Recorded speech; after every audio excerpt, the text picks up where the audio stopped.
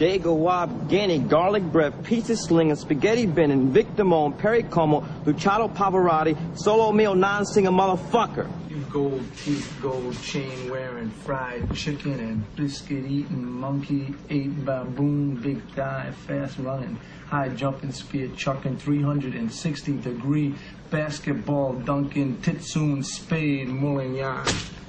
Take your fucking pizza and go to fuck back to Africa. You little slanty-eyed, Mino-speaking American, own every fruit and vegetable stand in New York, bullshit Reverend Sun Young Moon, some Olympic 88 Korean kickboxing Sabaran bitch. You Goya bean eating, 15 in a car, 30 in an apartment, pointy shoes, red wearing, menudo, meter, Puerto Rican cocksucker. Yeah, you. It's cheap.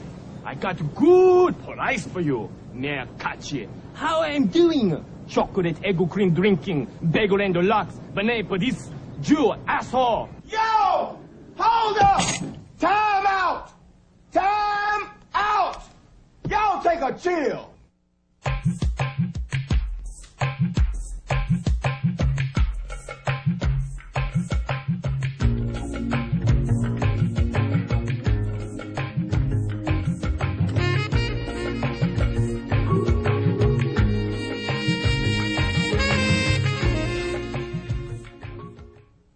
As the previous clip from Spike Lee's film Do the Right Thing shows, racial slurs and insults trip easily from people's lips.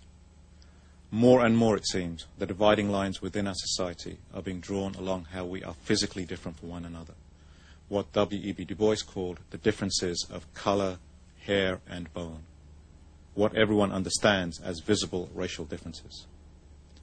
This program examines the inner workings of this system and tries to unlock the secret of how and why race matters so much to people.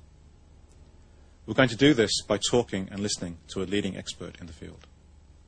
Stuart Hall is Professor of Sociology at the Open University in Britain and is a key figure in the development of what has come to be known as cultural studies. His many writings now enjoy an international and global audience. On the subject of race, culture, and society, we could not be in better or more insightful hands.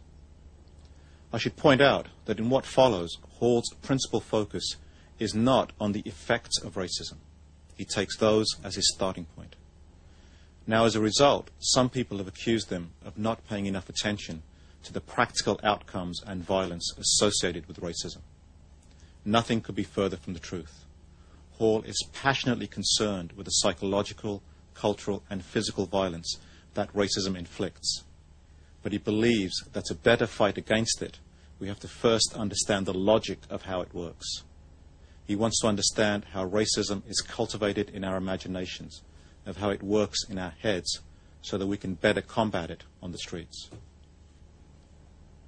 What racism as a philosophy contends is that there is a natural connection between the way people look, the differences of color, hair, and bone, and what they think and do, with how intelligent they are, with whether they're good athletes or not, good dancers or not, good workers, civilized or not. Racists believe that these characteristics are not a result of our environment, but of our biological genes. That blacks, for instance, are born not as intelligent as whites. Hall's basic argument is that all attempts to show this scientifically, that blacks are not as intelligent as whites, have failed. And yet there is a persistent and widespread belief in the inferior mental capacities of black folk. To understand why this should be the case, Hall argues that we have to pay attention not to the objective facts of the situation alone, but to the stories that the culture spins for us about what the physical differences we are born with mean. This involves examining the discourses that surround race, taking what he calls a discursive position. That is, analyzing the metaphors, the anecdotes, the stories, the jokes that are told by culture about what physical racial differences mean. In fact, when we do this, we see that historically, things like skin color have been given many different meanings over the years. There is nothing solid or permanent to the meaning of race. It changes all the time. It shifts and slides. That's why the title of this program is Race, the Floating Signifier. what racial difference signifies is never static or the same. This sounds very theoretical and abstract, but Hall's motivations for insisting on this strategy are not at all academic. It is only once we understand how racism works that we can struggle against it. And understanding it takes hard, analytical, intellectual work. The lecture that Hall delivered on this subject at Goldsmiths College in London, which we'll see shortly, is a starting point for this work. But first, we're going to see an interview I conducted with him, where I asked him to talk a little bit about why classification, putting people into different groups, is so important to human beings, and how race fits into that. I also asked him to address the political implications of his analysis. In human culture, I would say, the propensity to classify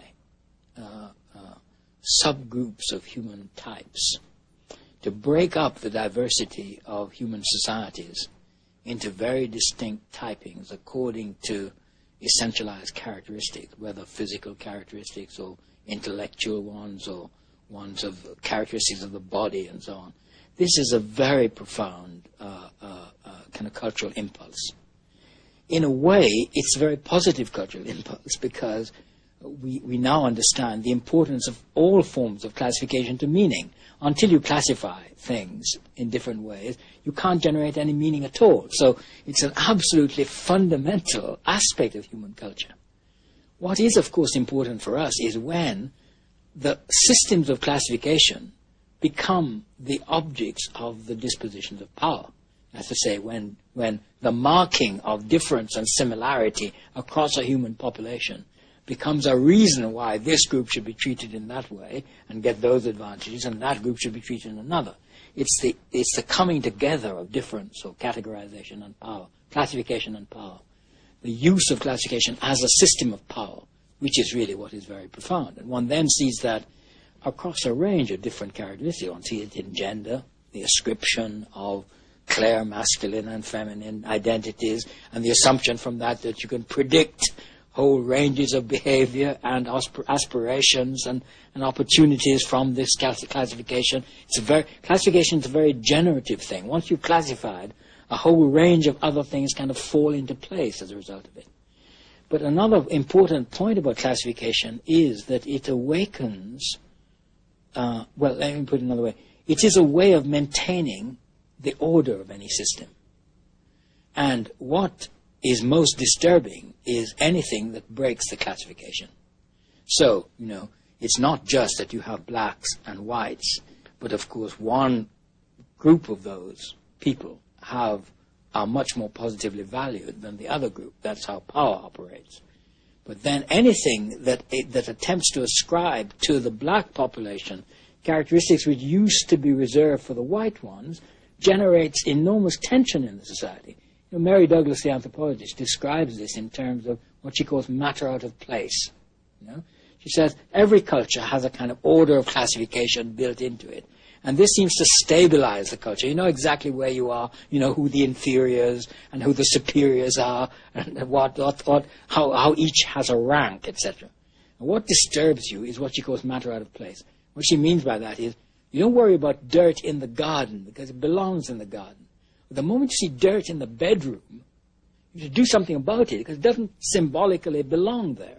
And what you do with dirt in the bedroom is you cleanse it, you sweep it out, you restore the order, you police the boundaries, you restore the hard and fixed boundaries between what belongs and what doesn't, inside, outside, cultured, uncivilized, barbarous and cultivated, and so on. And race is, of course, one of the principal forms of human classification which have all these negative and positive attributes kind of built into it.